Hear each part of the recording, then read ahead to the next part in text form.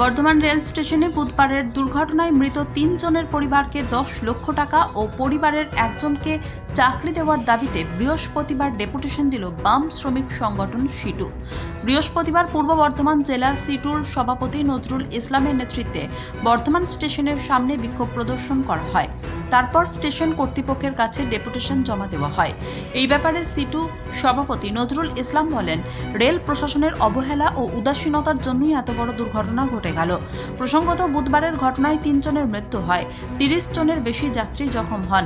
সিটু সভাপতি আরও দাবি করেন, ৫ লক্ষ টাকা নয়, মৃতের পরিবারকে ১০ লক্ষ টাকা ক্ষতিপূরণ দিতে হবে। পাশাপাশি তিনি আরও বলেন, দুর্ঘটনায় জখমদের সুষ্ঠু চিকিৎসার ব্যবস্থা করতে হবে, তাদের বাড়ি যাওয়ার ব্যবস্থা করতে হবে রেলকে। গতকাল আপনারা জানেন, সবাই জানেন, গতকাল ২-৩ নম্বর প্ল্যাটফর্মের মাঝখানে ব্রিটিশ আমলের তৈরি একটা জলের ট্যাঙ্ক, যেটা মেনটেনেন্সের অভাবে বেশ কয়েকদিন যাবৎ যা শোনা যাচ্ছে যে ওইখান দিয়ে জল পড়ছিল, সেইটা তার রিপেয়ার করা না করে ফেলে রেখে দিয়েছে। দীর্ঘদিন ধরে কোনো মেনটেনেন্স নেই। শুধু ওই জলের ট্যাঙ্ক না, যে পরিষেবা যেগুলো রেলের পাওয়া উচিত সাধারণ মানুষের, সেই সমস্ত পরিষেবা থেকে বঞ্চিত। জলের ভালো ব্যবস্থা নেই, বসার জায়গা নেই, ভিতর যে টিকিটের দাম বাড়া সত্ত্বেও যে পরিষেবা মানুষের পাওয়া দরকার সেই সমস্ত পরিষেবা থেকে মানুষ বঞ্চিত। কিন্তু গতকালের ঘটনা অত্যন্ত দুঃখজনক এবং দুর্ভাগ্যজনক, যে স্বাধীনতার এত বছর পরেও ব্রিটিশ আমলে 1890 সালে নাকি ওইটা যে তৈরি হয়েছে, সেই জলের ট্যাঙ্ক মেনটেনেন্স না করার ফলে ভেঙে সেখানে যে 3 জন মানুষ, সরকারি হিসেব 3 জন মানুষ মারা গেছেন এবং অনেকে আহত হয়ে হাসপাতালে ভর্তি আছেন এবং শোনা যাচ্ছে যে আরও 2-1 জন তার মধ্যে হয়তো মারা যেতে পারেন। আমাদের যেটা বক্তব্য পরিষ্কার, যে এই মেনটেনেন্সের ক্ষেত্রে কেন গাফিলতি হলো। রেলকে বেসরকারিকরণের নামে টিকিটের দাম বাড়ানো হচ্ছে, রেলের সৌন্দর্যায়ন হচ্ছে, রেলকে যে বলা হচ্ছে স্মার্ট করা হবে, কি বলে, স্টেশন করা হবে। স্মার্ট যে স্টেশন বর্ধমানের মধ্যেও আছে, মোদি সাহেবের বড় বড় ছবি ওখানে লাগানো আছে। তাহলে মূল উদ্দেশ্য যে মানুষের পরিষেবা যে পাওয়ার যে অধিকার, সেই অধিকার থেকে মানুষ বঞ্চিত হচ্ছে। এবং এই রেলকে কেন্দ্র করে হাজার হাজার মানুষ আমাদের বর্ধমান জেলাতে, আমি গোটা রাজ্যের কথা বলবো না, 1,500 মানুষ যারা হকারি করে, বহু মানুষ এইখানে বসে ব্যবসা করে, হাজার হাজার মানুষ তারা যাতায়াত করে, তার জন্য পরিবহন ব্যবস্থা আছে। এই সমস্ত কিছু যদি প্রাইভেটাইজেশন হয়ে যায়, যদি বেসরকারিকরণ হয়ে যায়, এখান থেকে সবাই উচ্ছেদ হবে।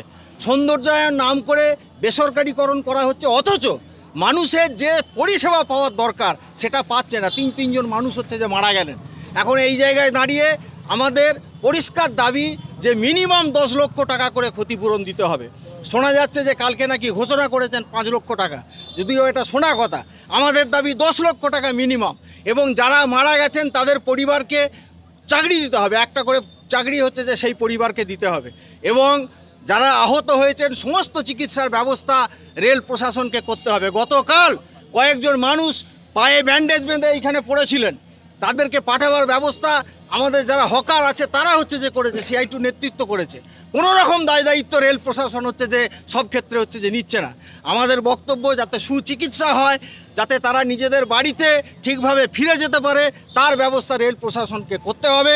এবং বেসরকারিকরণের বিরুদ্ধে আমাদের যে লড়াই, সে লড়াই যে চলবে। এই মূলত দাবি নিয়ে আজকে আমরা এখানে এসেছি। আগামীকালও বাইরে যে আমাদের প্রতিবাদ সভা হবে।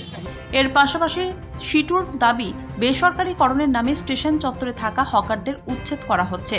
তারা কিভাবে সংসার প্রতিপালন করবে, এইভাবে উচ্ছেদ করা যাবে না। পূর্ব বর্ধমান থেকে শেখ মিলনের রিপোর্ট, STTV নিউজ।